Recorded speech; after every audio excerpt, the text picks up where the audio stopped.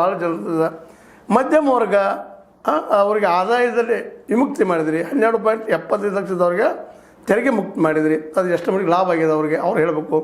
ಇನ್ನು ಉಡಾನ್ ಯೋಜನೆಯಡಿ 1.6 ಕೋಟಿಗೂ ಹೆಚ್ಚು ಪ್ರಯಾಣಿಕರಿಗೆ ಕೈಗೆಟುಕುವಂಥದ್ದು ವಿಮಾನ ಪ್ರಯಾಣ ಮಾಡಿಸಿದ್ರಿ. ವಿಮಾನದ ಪ್ರಯಾಣ ಮಾಡೋರು ಯಾರು? ಅನುಕೂಲಸ್ಥರು, ದುಡ್ಡಿದ್ದಂಥವ್ರು, ಅವ್ರಿಗೆ ಅನುಕೂಲ ಆಗುವಂಥದ್ದು ಮಾಡಿದರೆ ಅಡ್ಡಿ ಇಲ್ಲ.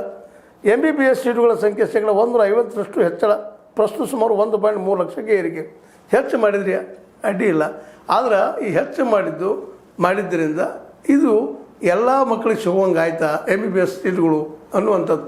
ಇವು ಅನೇಕ ಹಿಂಗೆ ರಾಷ್ಟ್ರ ನಿರ್ಮಾಣದಲ್ಲೇ ರೋಡ್ಗಳು ಮಾಡಿದ್ರ ಬಗ್ಗೆ, ಅಟಲ್ ಸೇತು ಬಗ್ಗೆ, ಸುದರ್ಶನ್ ಸೇತು, ಚೆನಾಬ್ ಸೇತು ಮಾಡಿದ್ವಿ, ಎಲ್ಲ ಹೇಳ್ಕೊಂಡಿದ್ದೀರಿ, ಅಡ್ಡಿ ಇಲ್ಲ. ಅಯೋಧ್ಯೆಯಲ್ಲಿ ರಾಮ ಮಂದಿರದ ಬಗ್ಗೆ ನಿರ್ಮಾಣ ಮಾಡಿದ್ದು ಹೇಳಿದಿರಿ, ಸತ್ಯದ. ಕಾಶಿ ವಿಶ್ವನಾಥ್ ಧಾಮ್, ಮಹಾಲೋಕ್ ಮತ್ತು ಕೇದಾರನಾಥ್ ಧಾಮಗಳ ಭವ್ಯ ರೂಪೀಕರಣ ಮಾಡಿದ್ರಿ ಅಂತ ಹೇಳಿದಿರಿ. ಇವೆಲ್ಲನೂ ಮಾಡಿದಿರಿ. ಅದೇ ಕಾಲಕ್ಕೆ ರಸ್ತೆಗಳ ಸಲುವಾಗಿ ಮಾಡಿದಂಥ ಕೆಲಸ ಯಾವುದನ್ನು ಹೇಳ್ಕೊಂಡಿದ್ರಿ.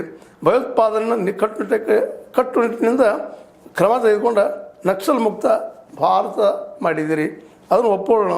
ಆದರೆ ಬಡತನ ಮುಕ್ತ, ನಿರುದ್ಯೋಗ ಮುಕ್ತ ಭಾರತವನ್ನು ಯಾವಾಗ ಮಾಡ್ತೀರಿ ಅನ್ನೋದು ಜನಸಾಮಾನ್ಯರು ಕೇಳ್ತಾ ಇದ್ದಾರೆ. ವಸಾಹತುಶಾಹಿ ಮನಸ್ಥಿತಿಯಿಂದ ಮುಕ್ತಿ ರಾಜಪಥ ಈಗ ಕರ್ತವ್ಯ ಪಥವಾಗಿದೆ, ಅಡ್ಡಿಲ್ಲ. ಹೆಸರನ್ನು ಚೇಂಜ್ ಮಾಡಿದ್ರಿ.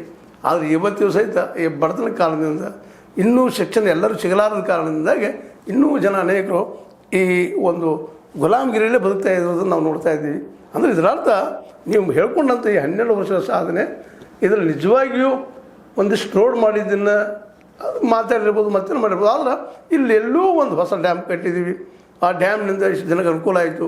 ಹೊಸ PSUಗಳನ್ನು, ಪಬ್ಲಿಕ್ ಸೆಕ್ಟರ್ದ ಯೂನಿಟ್ಗಳನ್ನು ತಯಾರು ಮಾಡಿದ್ದೀವಿ. ಇಷ್ಟು ಜನ ದುಡಿತಾ ಇದ್ದಾರೆ, ಎಷ್ಟು ಜನ ದುಡಿತಿದ್ದಾರೆ ಅನ್ನೋದನ್ನು ಹೇಳಿಲ್ಲ. ಬ್ಯಾಂಕ್ಗಳಲ್ಲಿ ಜನ ಹೆಚ್ಚು ದುಡಿತಾ